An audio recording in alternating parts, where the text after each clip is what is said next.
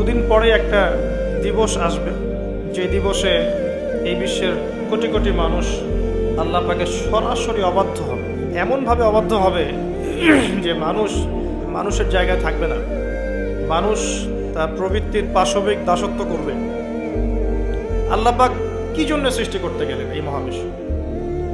উত্তর হচ্ছে ভালোবাসা।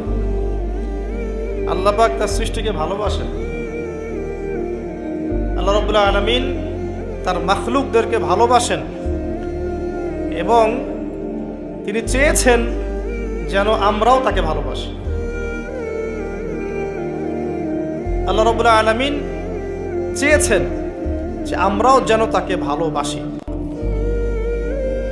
আল্লাহ রাব্বুল আলামিন এর কাছে 100 ভাগ রহমত বা ভালোবাসা এবং দয়া আছে,